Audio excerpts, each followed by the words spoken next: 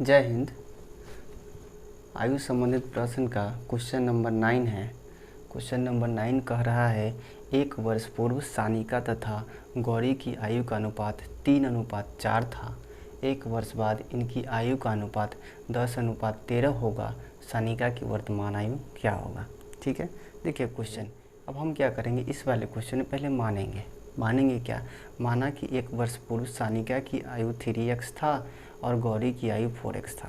ठीक है, सानिका की वर्तमान आयु क्या होगा? हमने कहा सानिका की वर्तमान आयु 3x+1 होगा और गौरी की वर्तमान आयु 4x+1 होगा। ठीक है, क्योंकि पहले वाला से वर्तमान में आना है तो हमको जोड़ना पड़ेगा। ठीक है, फिर कह रहा है मान आयु कितनी? 3x+1, यानी वर्तमान आयु में 1 साल और जोड़ देंगे तो बाद का आयु आ जाएगा। फिर वैसे ही गौरी की आयु में भी 1 साल जोड़ देंगे तो बाद का आयु आ जाएगा। अब देखिए प्रश्न में कह रहा है कि 1 वर्ष के बाद इसकी आयु का अनुपात 10:13 हो जाता है। ठीक है, तो हमने क्या किया, प्रश्न से इस गौरी की 1 वर्ष के बाद की दोनों की, गौरी और सानिका की आयु का जो रेशियो दिया था वह हमको गिवन था। इसीलिए अगर इसको आप क्रॉस मल्टीप्लाई कराइएगा तो x बराबर 6 साल है, 6 आएगा। ठीक है, तो सानिका की वर्तमान आयु आपसे पूछा है। सानिका की वर्तमान आयु हमने 3x+1 कहा था, तो 3x+1, 3 × 6+1 19 वर्ष। ठीक है, दूसरा मेथड है, देख लीजिए। 1 वर्ष पूर्व सानिका की आयु और गौरी की आयु का अनुपात 3:4 दिया हुआ था यहाँ।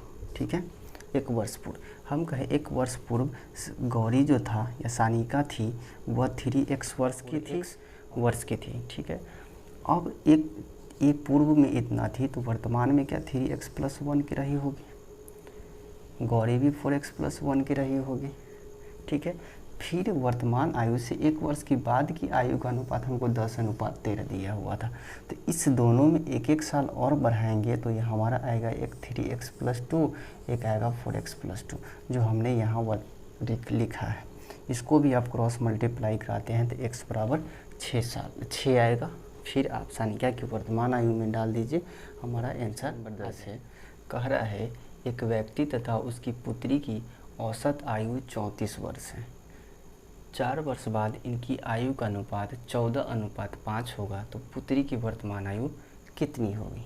ठीक है, तो देख लीजिए औसत आयु दिया हुआ है दोनों का। ठीक है, चलिए सॉल्व करते हैं। औसत आयु 34 वर्ष है, तो औसत 2 व्यक्ति है तो उसकी औसत आयु 34 वर्ष है। इसका मतलब उसका योग कितना रहा होगा? तो 2 आदमी था और उसका औसत था 34, तो 68 वर्ष हो जाएगा। ठीक है, और प्रश्न से देखिए, पढ़िए आगे। कह रहा है 4 वर्ष के बाद इसकी आयु का अनुपात 14:5 था। तो ठीक है, हमने कहा 4 वर्ष के बाद इसका जो व्यक्ति की आयु था वह 14x था और पुत्री की जो आयु थी वो 5x था। ठीक है, अब ये तो हमारा वर्तमान आयु का, दोनों का वर्तमान आयु का योग दिया हुआ है, तो हम इस दोनों से वर्तमान आयु निकाल लेंगे। तो व्यक्ति की वर्तमान आयु क्या होगा? तो बाद में का आयु इतना और इतना था, तो उसमें से 4 साल और घटा लेंगे तो हमारा वर्तमान आयु निकल जाएगा। तो हमने वही किया, 14x-4 और 5x-4 कर लिया यहाँ पे। ठीक है, अब प्रश्न से कह रहा है इस दोनों की आयु, इतना कुल आयु दिया हुआ है, इसका मतलब है वर्तमान आयु ही इतना है। अब इस दोनों की आयु को जोड़ेंगे तो हमारा 68 वर्ष निकलेगा। ठीक है, और यहाँ से कीजिएगा तो x बराबर 4 आएगा। फिर कह रहा पुत्री की वर्तमान आयु क्या हो जाएगा? तो पुत्री की वर्तमान आयु यहाँ से हमने 5x-4 कहा था, तो 5 × 4 -4 यानी 16। क्वेश्चन नंबर 11 कह रहा है, सुरेश की आयु उसके पिता की आयु से आधी है। 20 वर्ष बाद उसके पिता की आयु उसके आयु से 1.5 गुनी हो जाएगी, तो पिता की वर्तमान आयु क्या हो जाएगा? ठीक है, चलिए इस क्वेश्चन को हम सॉल्व करते हैं। अब देखिए, तो हम पहले मान लीजिए इस क्वेश्चन में माना कि पिता की आयु x वर्ष था।